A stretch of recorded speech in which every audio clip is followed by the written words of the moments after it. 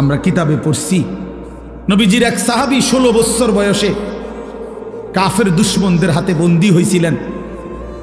দুশমনের সর্দার উনারে বলছিল, তুই শুধু একবার বলবি মুহাম্মদ আল্লাহর রাসূল না, আমি তোরে ছেড়ে দেব।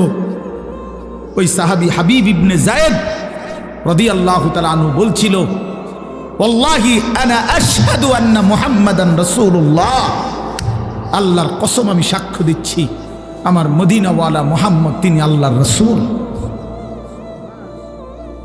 ওই দুশমনের সর্দার ওনার একটা একটা অঙ্গ কাইটা ফেলছে।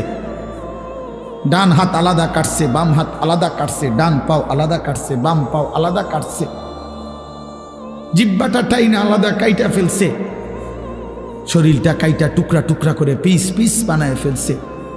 দোস্ত আমার, কসম খোদার, এভাবে কাইটা টুকরা টুকরা করে ফেলে দিছে, ওনারে ছিন্ন ভিন্ন করে ছড়ে দিছে।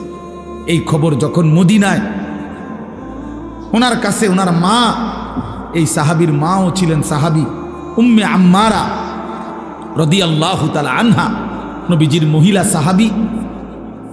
এই সাহাবীর মা উম্মে আম্মারার কাছে মদিনায় এই সংবাদ আসছে। লোকেরা আইসা শুনাইছে, মা তোর সন্তানকে বেঈমানে হত্যা করছে, শহীদ করে দিয়েছে। তবে মা তোর সন্তানকে বড় নির্মমভাবে মারছে, একটা একটা অঙ্গ কাইটা কাইটা আলাদা করছে, সারাটা দেহ কাইটা কাইটা টুকরা টুকরা করে ফেলে দিছে। মা তোর ছেলের জানাজা হয় নাই, তোর ছেলের লাশ দাফন হয় নাই, তবুও তোমার ছেলে 1 মিনিটের জন্য মুহাম্মদ আরবির বিরুদ্ধে একটা শব্দ উচ্চারণ করে নাই।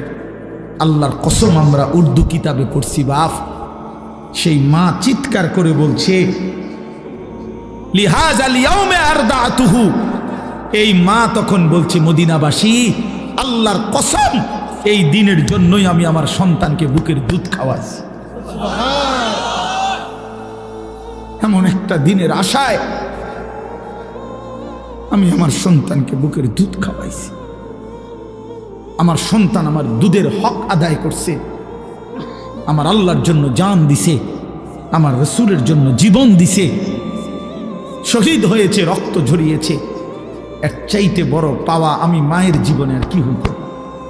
আমার দুধের হক আদায় করছে আমার সন্তান।